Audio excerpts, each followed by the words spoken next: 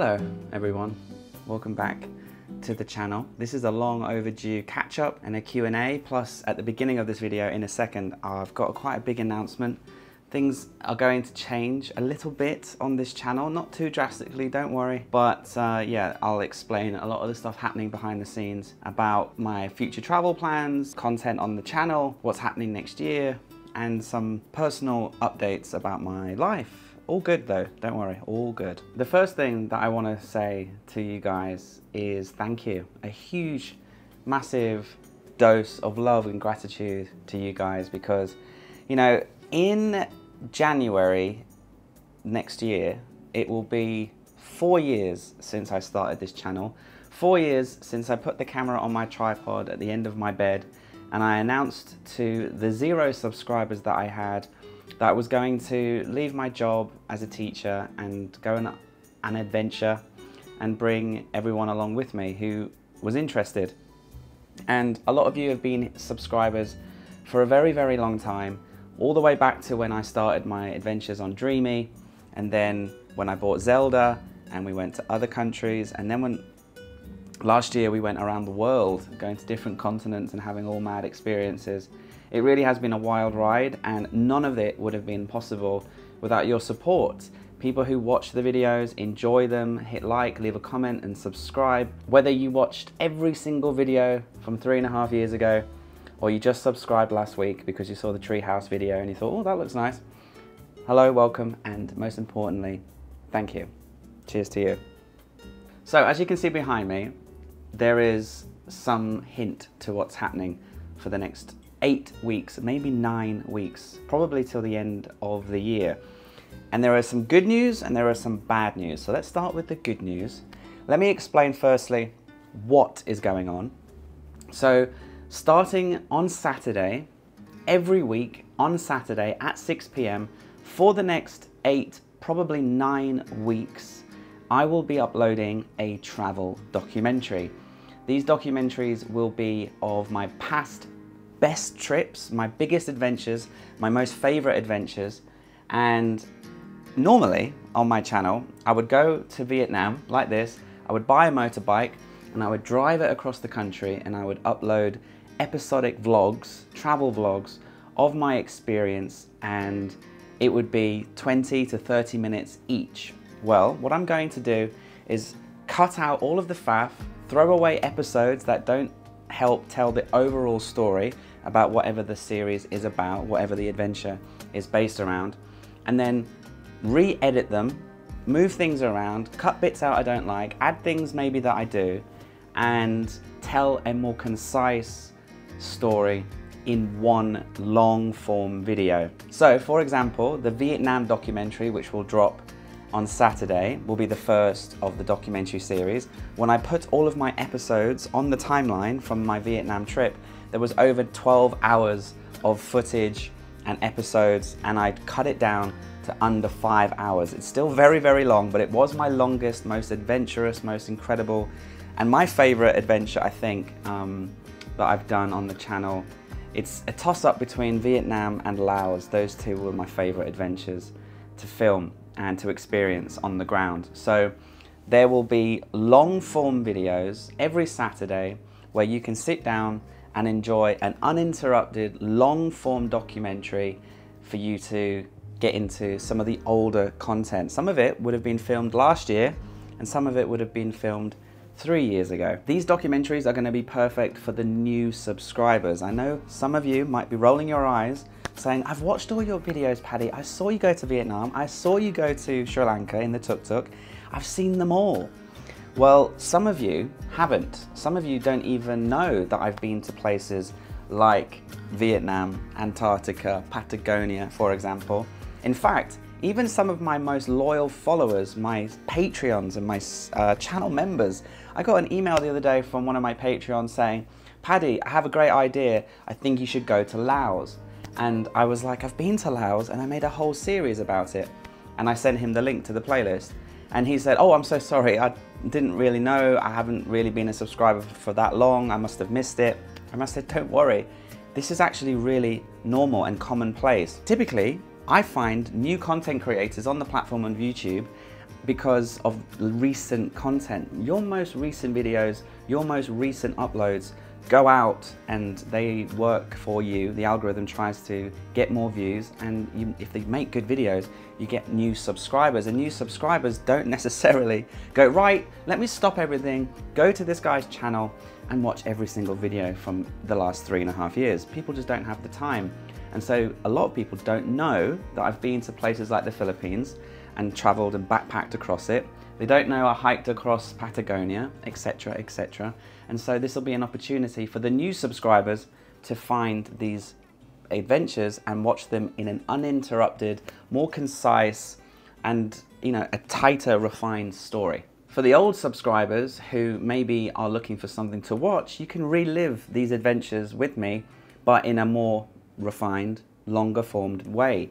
And if you really have seen them all and you're not bothered, you don't want to rewatch anything that's, re-edited, because it will be a repeat for you guys. For the extreme, hardcore, loyal fans, the ones that I really appreciate that have been here for so long, if you have watched them all and you're not interested in a repeat, let's say, then I'm sorry. I'm really sorry. There won't be any new content for the next 8 to 9 weeks. I think it's important to mention about the documentaries as well, that this is very much on trend in social media and on YouTube especially, right? A lot of my content creator friends have started going to a country, filming their videos, uploading their videos, and then at the end of the video series, putting them all together and calling it a documentary. It's not really a documentary, but there is an audience out there that aren't interested in 15-minute vlogs. They're interested in multiple hour vlogs or documentaries that they can put on the TV or download and watch on their flight to said destination. I've got friends like Flora and Note who recently, just like the other day, they finished uploading 5 vlogs from Kazakhstan, Kyrgyzstan and somewhere else, and then they released a documentary where they just basically stitched all of the vlogs together and called it a documentary. It is a repeat. There are no new scenes, there are new things happening really, but it is a new piece of content and it goes into a different algorithm, it goes to a different audience. Yes, the subscribers might go, yeah, I'm not gonna watch this, I've already seen all your Kyrgyzstan videos, but it might get sent off to a new audience who are more interested in longer videos. My friends Travels on Toast, they went on a motorbike trip around Malaysia. They made loads of really good videos about those adventures in vlog forms, 20-minute installments, upload, upload, upload. And then at the end, they collated it all into a documentary, and that video overperformed more than all of the vlogs put together. So it just goes to show that even if the subscribers who have already watched it and they say, I'm not interested in watching it, I've already seen all of them, even if you guys don't respond to it too much, the algorithm seems to be able to find them. And I'm hoping that whilst I take this 8-week break and upload these documentaries, that at least 1 or 2 of them perform really well. If they don't, it doesn't matter, because I've got to just do this for me. This little break and this new system, I've got to do it. I have to do it. So please bear with me whilst these videos roll out. I hope some of you are excited. In fact, if you really want to support this channel, and you've already seen the Laos series and you've already seen the Vietnam videos, just pop it on the TV and let it play. Give it a view, give it a watch time, and it will help the video and it'll help the channel. But, I'm not forcing you to do that. Just, that would be really nice if on a Sunday, let's put Paddy's documentary on while we're cleaning the house. That's what's happening. Now let me tell you a little bit about why I have to do this. Last year, I went to 12 or 13 different countries, and it was a non-stop whirlwind adventurous year. It was very productive for the channel. I got to go around the world. We got to do an amazing experiences, one after the other. And it was an expensive year for the business, but we grew in numbers and we were able to make the year positive and profitable, which was great for the business side of things. And this year, I really thought that I would continue going on trips, maybe a bit less than last year. But very early on in the year, I realized I was burnt out. I realized I needed to take a little bit of a break from big international trips, and I decided to come back to Thai content. And I decided to stay local to Bangkok, I've done a few series, a few trips down to the islands, and I've also been up to the north of Chiang Mai. I've done some street food videos with Gary. I've done some Bangkok 24-hour content. And to be honest, it's been really easy for me to film because most of these videos I can film in 1 or 2 days, edit them in 1 or 2 days, and do a video every week. So even though I've been in Bangkok and in Thailand for the majority of this year, it's felt a lot more sustainable. Maybe not as adventurous, I know. I've been getting a lot of comments saying, when are you gonna go back and do some adventures, proper adventures? But I kind of needed this time to recharge, keep the channel ticking over, but to work on other things. And one of those things has been fitness and health. They are so important, right? If you don't have your fitness, if you don't have your health, physical and mental, you can't do anything, you can't travel anywhere. So I've had issues for years about my weight. I've never been a big fat guy, but I've always had a belly. I've always been like a yo-yo. And having this job as a content creator, a YouTuber, and an adventure traveler, it really is so frustrating to see. I'll go somewhere, 3 weeks, let's say, in South America and Antarctica, and I'm on a boat and there's no cardio really available. I'm eating the buffet, I'm eating eggs and bacon and hash browns, and we're drinking beers because we're sailing to Antarctica. You know, you're in the traveler experience, you're socializing, you're drinking, you're living your best life when you're on a trip. And I'm filming and I'm having a great time, and then when I come back, I get into editing mode, and editing is a lot of sitting down, and you know, it's not the most active lifestyle. Even if I'm on a motorcycle trip like to Vietnam or to Laos, I'm sitting on a motorbike for hours and hours and hours and hours, and then I'm editing for hours and hours and hours. And yes, you climb mountains and you do active things like waterfalls and things like that, but in general, it's not a very active lifestyle. So I really struggled with my weight. I've always wanted to just be slim and fit, but I've always struggled to keep that going. And I started to be really more strict, and when I came back, I would only edit for a few hours a day and make sure I went to the gym. And I started to see results. I was controlling what I was eating, changing my drinking habits, drinking less beer, working out more, and spending more time being active. And I would see my weight go down, my fitness go up, and I started to feel really happy. And then I would go film a series and I would get reset back to zero. I just couldn't figure out a way of enjoying my travels without enjoying the foods and socializing. And socializing, being British, means having a few beers with the people in the hostel, with the people in the restaurant, trying all the new foods. But then I would start to resent trips. I would start to think in the back of my head, 3 weeks in Japan, 3 weeks drinking beers, 3 weeks watching the football with the guys, eating ramen and whatever we can eat, and going out for, you know, having a great time. But in the back of my head, I'm thinking, I'm gonna get fat, I'm gonna get unfit, all of the work I'm doing in the gym is gonna go out the window. And I was trying my best to do loads of steps in Japan, but I still managed to put all the weight that I'd lost the 4 weeks prior to my Japan trip, it all just piled straight back on in Japan. And when I got back, I said, enough is enough, and I started to make plans. This is the main reason, by the way, that I decided to do the documentaries for 8 weeks, because I am on a very serious fitness and weight loss program. I'm trying to get down to my dream weight, which is what I used to weigh 10 years ago, which is 70 kilograms. So in order to really take control, I really have to just not travel and go on any trips and really commit to this program that it's not something I bought, it's not something I've copied online, it's just common sense and it's working. This is my little project. It's on the fridge. Let me show you in more detail what it is. So I keep it here on the fridge because, you know, I see it every day. My girlfriend sees it every day and it keeps me accountable. And so basically on August 16th, I weighed myself at 81.5, and that was just after we got back from Japan. And I was so frustrated at this point because before Japan, I was 75.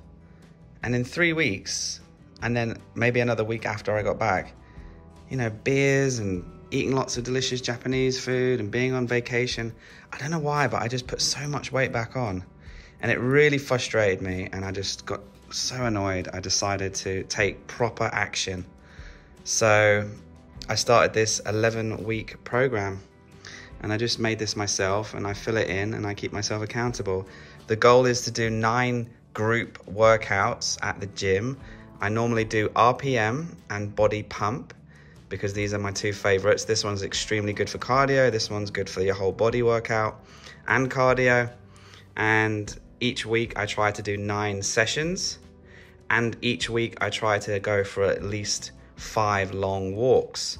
A long walk is, you know, anywhere between 5 and 10 kilometers. And I also tick at the end of the week, every Sunday when I weigh myself, I make sure that I keep myself accountable for not drinking beers, because beers is such a big problem for me with weight. There was this week when I went up to Chiang Mai, and I don't know why, I just was so desperate for a beer. I had a couple of cans, so I put myself a big cross here. And you can see from 81 kilograms, we went down to 78.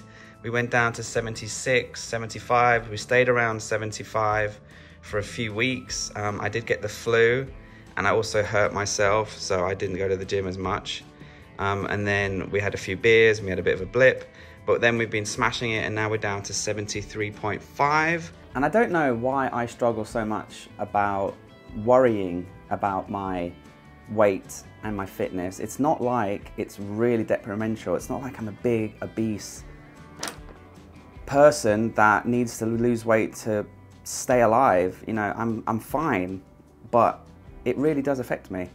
I don't feel comfortable taking my shirt off. I don't feel comfortable being around the beach or, you know, by the pool with my friends, with my girlfriend or other people. If I'm filming myself, I look at myself and I go, oh my God, I'm getting fat. And I don't like it. I really don't like it. When I am in physical fitness and good shape and I've lost a bit of weight, I feel great. I feel like I can run a marathon, I have better mental health, I have clearer thoughts, and I make better videos, trust me. So anyway, we are just coming up to the end of week 7. I have actually just hurt myself this morning putting my shoes on to go to the gym, so I've had to cancel going to the gym. So that's a bit annoying. Hopefully that'll go away by tomorrow. And so this is the main reason. I needed this time away from traveling and away from going on trips, and prioritizing this program so that I can get to the weight and fitness level of my dreams, and then I can stay around there hopefully, because I'm going to be starting to make a lot of changes when I do travel. I'm going to be drinking way less beers or no beers.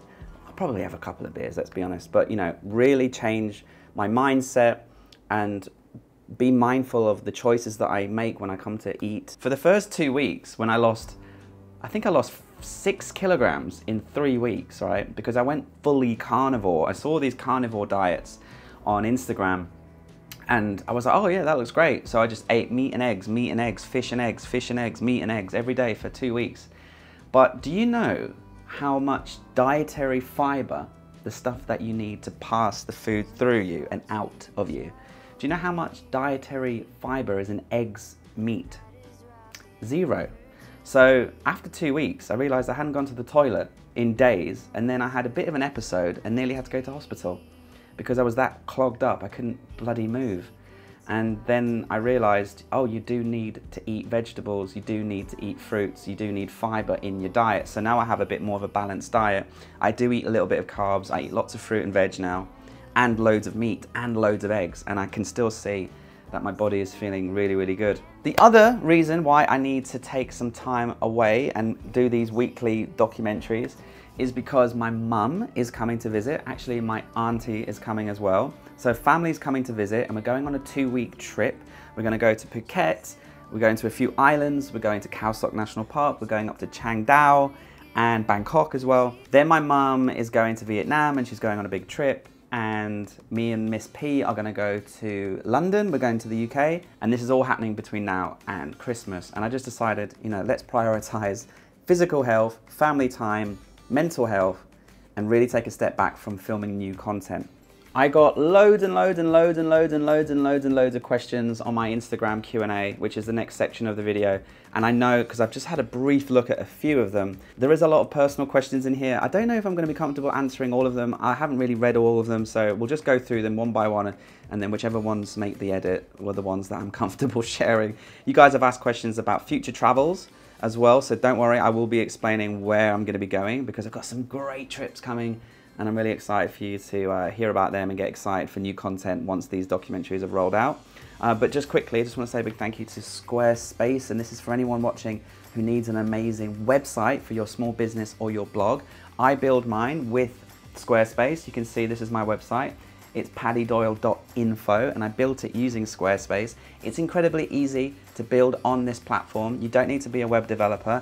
In fact, they have these amazing new AI-led design features where all you have to do, create an account, and completely for free, let the AI know about what your website is, who's it for, what you're trying to do, and it will just build it for you. I sell products using my website, I sell my YouTube Academy, I sell travel guides all through the website, and I'm able to use the financial side of things in the back end to make sure that I'm getting payments properly. So head over to Squarespace, build the website, design it completely for free by yourself or with the AI that will help you. And then when you're ready to go live, come back to this video or click the link in the description, squarespace.com/Paddy Doyle, and you'll get 10% off your first website or domain. Right, let's do the Q&A. Let's reconnect because, you know, YouTube is a very one-way communication platform. I talk, I create videos, and you guys watch. Obviously, there's a comment section, and there is a bit of discourse between me and you guys there, but it's not like I read the comments every day. And there's so many, right, across, I've got like 400 videos and people watch them all and people comment on them all. So a lot of the comments get lost. So doing a Q&A is a really good way to just reconnect with some of you guys. So thank you so much for all these questions. Let me go through them and let's see which ones make the edit, because some of these are outrageous. But I probably will respond to you all via Instagram independently, hopefully anyway, if I have time. Hayden says, I'm starting a petition to get you and Miss P to New Zealand. Well, we are thinking about going to New Zealand in April. It's the hottest month in Thailand. She's on holiday. She hates the heat. I don't like the heat. We're not really a big fan of Songkran.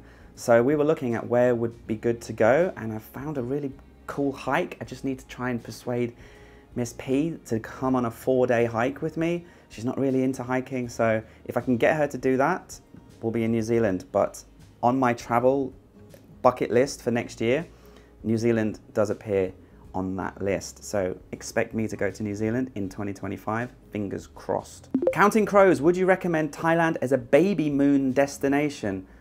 It's a long way to go with a newborn baby. Yeah, come over, but I don't know, would I want to fly with a newborn baby to Thailand from the UK?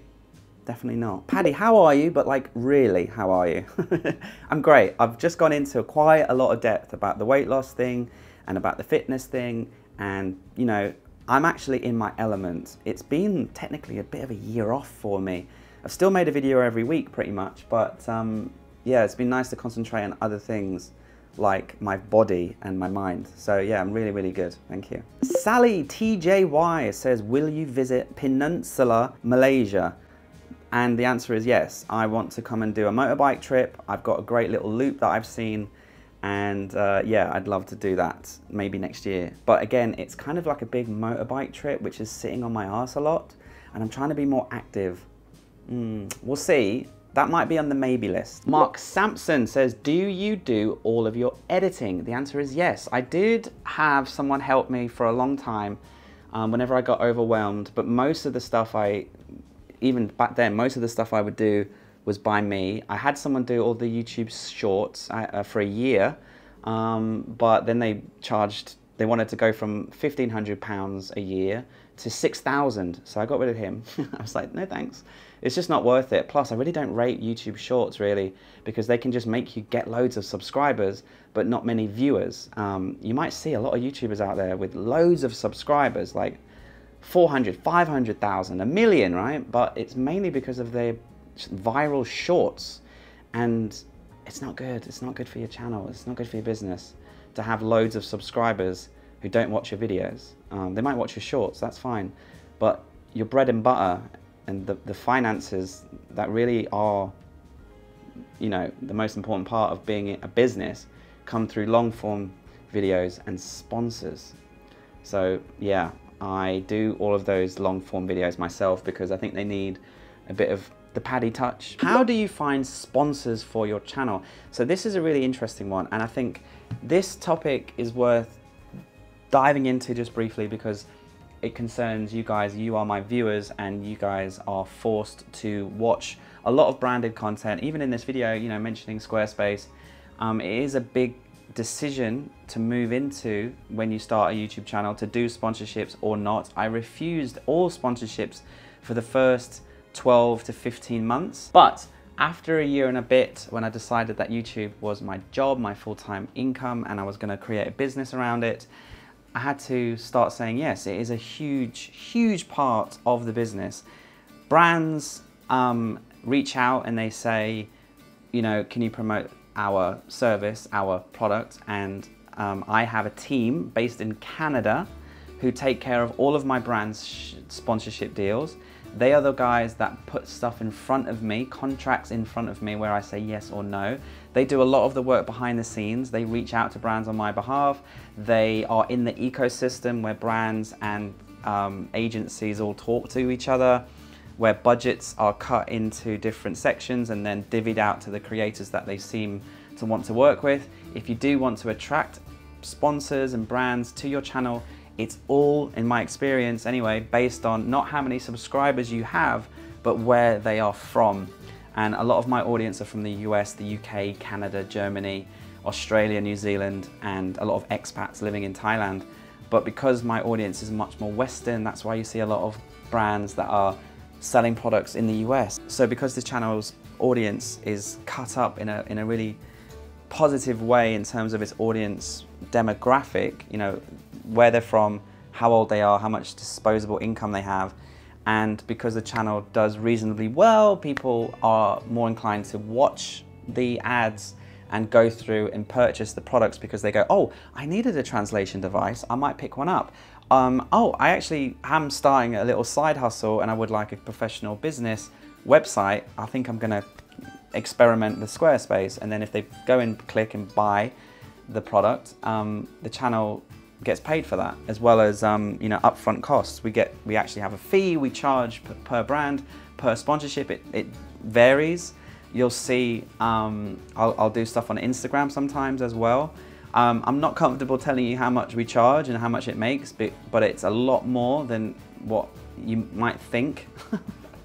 And it's a lot more than what we used to charge at the Budgeteers. When we were doing YouTube back in the day, the finances were a lot more different. In fact, one of the reasons why I started a YouTube channel on my own was, you know, I started to see AdSense going up and brand deals revenue going up, and I was like, if I'm gonna start a YouTube channel, if this is gonna become my new job and my new business, now's the time. And so if you're watching this, now's the time to start. If you do want to start into YouTube, and the brands is more than 50% of my income. At the end of every month or every 3 months, I look at how much money came in through YouTube and how much money came through brand sponsorships and selling products.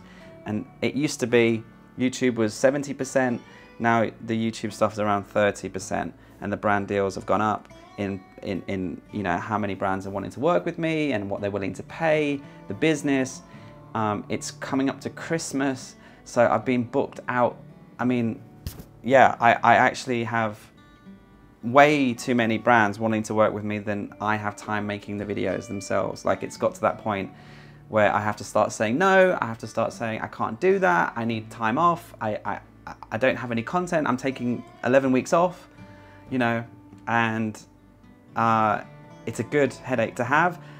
Is it sustainable long term? I don't know. I don't think you can rely on the sponsorship thing, just as like you can't rely on YouTube. Like when I upload a video, a new series in a new country, I don't know how the audience is going to respond. I don't know how the algorithm is going to respond, and I get worried. And that's where the brand stuff really helps buffer, and it gives me the confidence to go out and film, and gives me the confidence to go out and invest in adventures. Like, I mean, the Switzerland series cost me $7,000 to $9,000 to produce. So, you know, having brands lined up in the background who are willing to pay, and then you know that you'll be able to go to Switzerland, and if nobody watches it, it will be okay because the brand's still paid. Obviously, the brands will not pay you in the future if you don't get any views. So you really need to make sure you do make good content that people watch, that people enjoy, and then you find that balance where the brands get happy, they invest more money, into having a 60-second read or whatever it might be. And you know, if the audience, I used to think the audience hated the ads, and some people do, but it's so easy, especially if you're watching on a phone, you just triple tap and you skip through it, right? If you've seen the ad already, you've already bought the product last time or months before, or you're just not interested, you can just triple tap through it and you can skip it and move on. And you know, when I look at my retention on a video, there is a tiny little dip sometimes, but then they come back, or they just watch it. And people who click through learn about the brand, learn about the product, potentially purchase it. All of that is what these companies have budgets for. Advertising is more expensive, production is more expensive. So if they can get a content creator who has an audience that is, you know, engaged and interested in the content and will listen and trust what you are recommending, then they're more likely to go through and try it out. For example, you know, I've been given things in the past to test out and it's trash, I don't use it. I recently just said no to a really lucrative sponsorship because I just thought it was a get-rich-quick scheme thing. It was about drop shipping, it was an AI thing, and I just thought, no, this seems like a scam. It's not really connected to me. I don't trust this thing. I know they're gonna pay a lot of money and it's gonna fund this and it's gonna fund that, but I said no, you know, not everything is a good fit. I test these things out, and if they're good, if they're great, I'll recommend them, and if they're shit, then I won't. Ade2620, are you planning on another Thailand provinces tour update after COVID?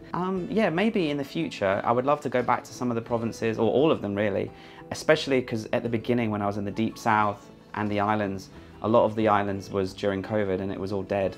I mean, it was really great, to be honest, but it would be cool to revisit again in the future. But to do all the provinces again, maybe not. Maybe I would just revisit the ones that I need to give a second chance to, or potentially just loved so much and really miss them. There are so many provinces like Nakhon Pathom and Yala and Nakhon Si Thammarat and Patalung that I just had the most incredible time, and I can't wait to go back.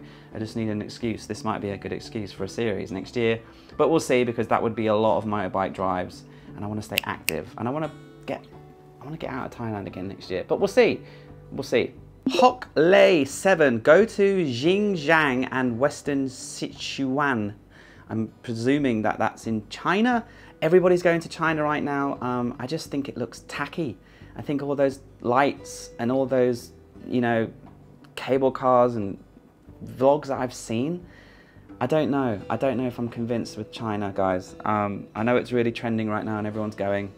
And everyone's shocked, and I couldn't believe the media told me about China and all that stuff. It's all a bit of a cringe fest. I'm not really interested in going to China. Lieselotte van Gans Oben. I'm sorry if I said that wrong. What country other than Thailand could you imagine living in? I could imagine living in Buenos Aires, Argentina.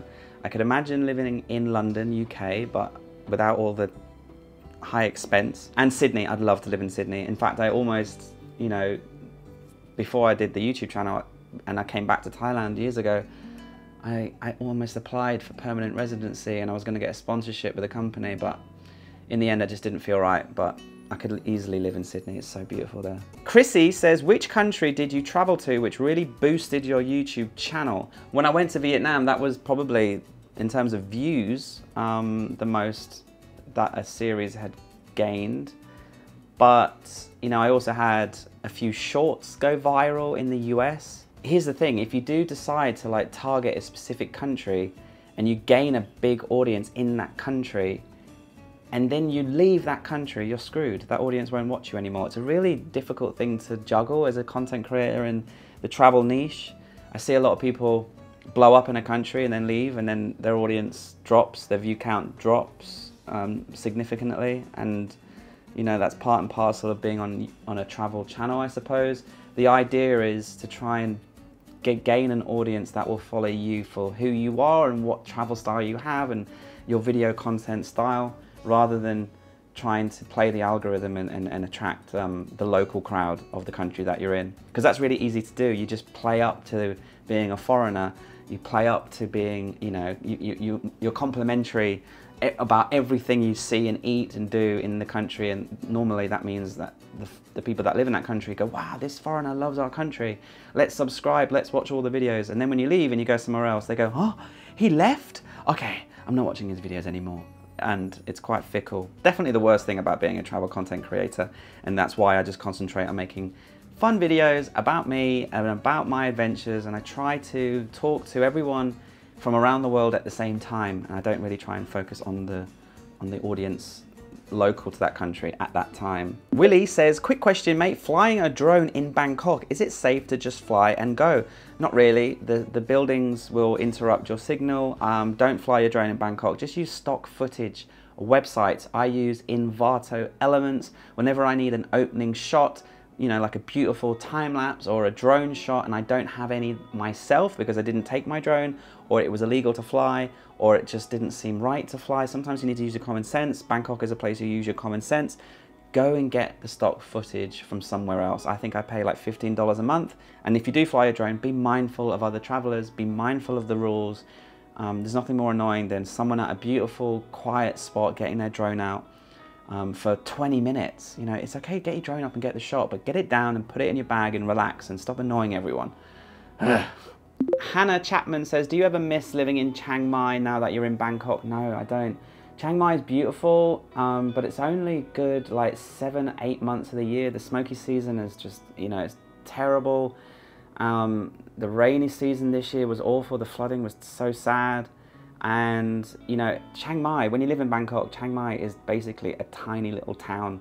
Bangkok is so huge. There's so many things going on.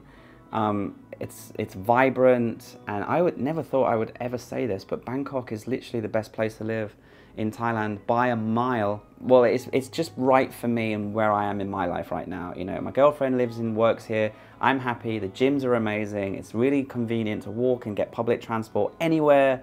But there really isn't like a smoky season down here. There isn't really a terrible rainy season. They've got really good canal systems that capture the water.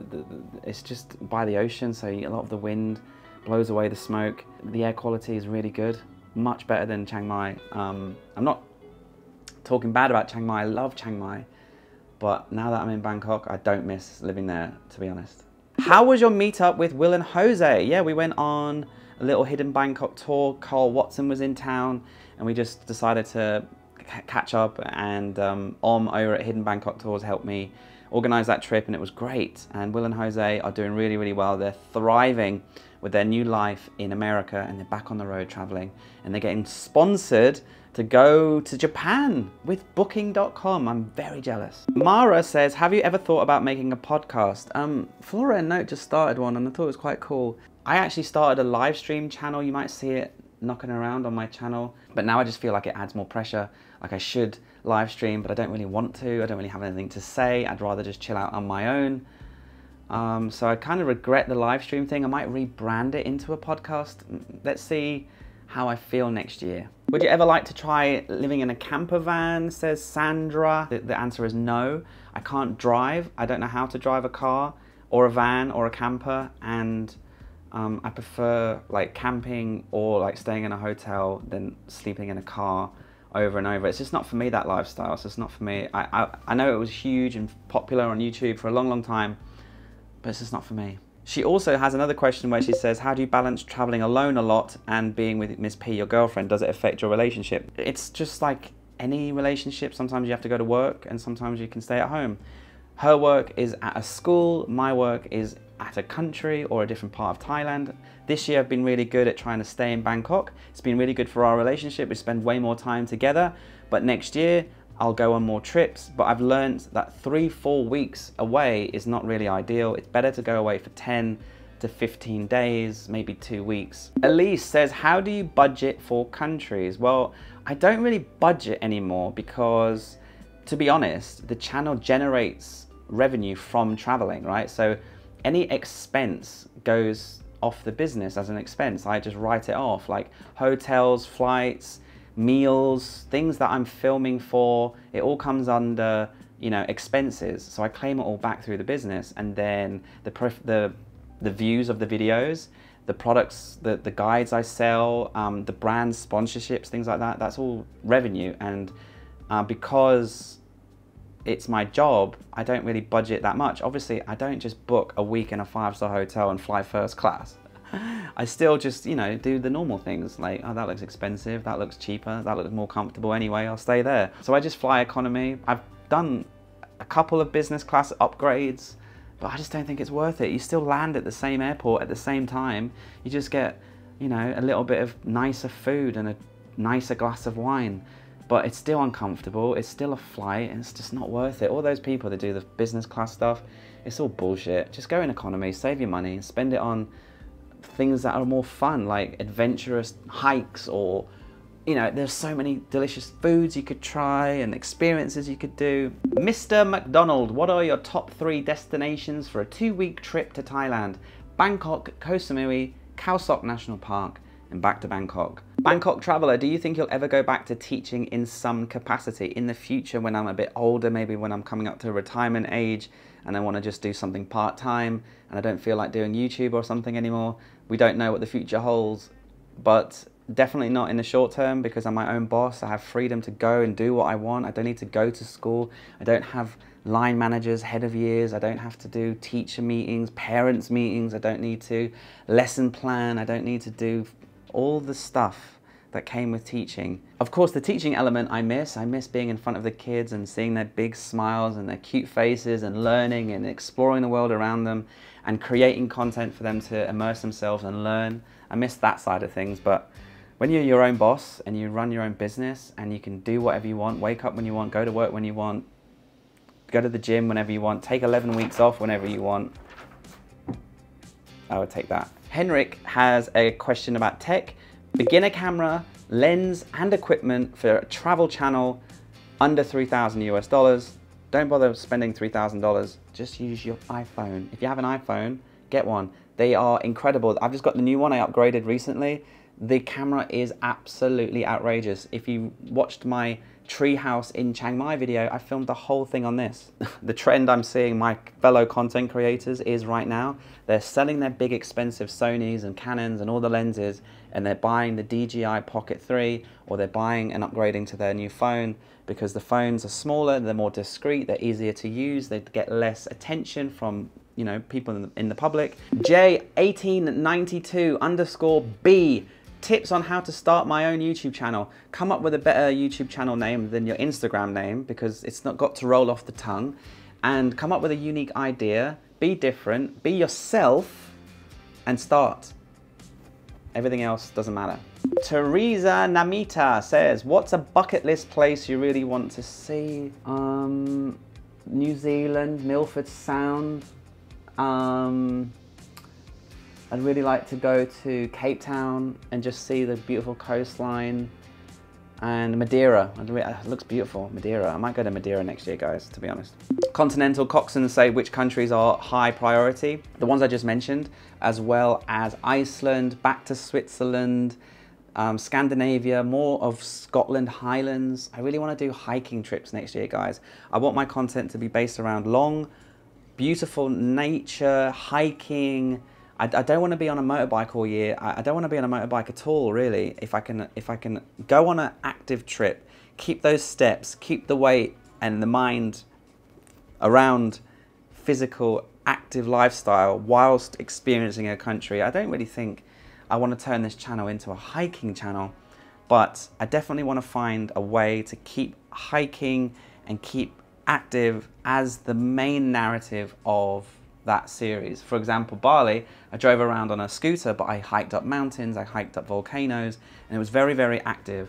And Borneo was on a motorbike, and I really didn't do much because it was, I climbed the tallest mountain in Borneo, but that just nearly killed me. So yeah, basically just trying to keep active and go to beautiful countries and have that balance of nature, intrigue, exploration, adventure, but also active and, you know, just, yeah, good content based around being happy. 89 Brian, is the earth flat? Absolutely, of course it's flat, silly. Jessica says, I have no questions, but I love your Switzerland and the Dolomites series. We rewatch them every week. Well, you'll love that documentary when it comes out in a couple of weeks. Anyway, long catch up, long Q&A. I hope you guys are excited about this and my weight loss journey and my fitness journey. I hope you're excited about the documentaries. I hope I didn't annoy too many of you. I hope you watch them and enjoy them. And I hope they do well. I'm gonna be worried every week when they release. I think they're gonna, I don't know how they're gonna do because they are repeats at the end of the day. Some of them are gonna be doing better than others, I would imagine. I haven't decided in what order, but Vietnam will be first. And it's so good to catch up with you guys in the questions on Instagram. I'm gonna respond back to most of you now about the ones I missed or I thought were a bit too personal. I'll see you in 8 or 9 weeks when hopefully I'm around 70 kilograms and I might even, I mean, I'm not going to take my shirt off, but at least I would feel comfortable if I had to take my shirt off in a video, walking into a pool or into the sea. I wouldn't have to edit out the bit where I walk back to the camera and I go, oh my God, look at my big fat belly.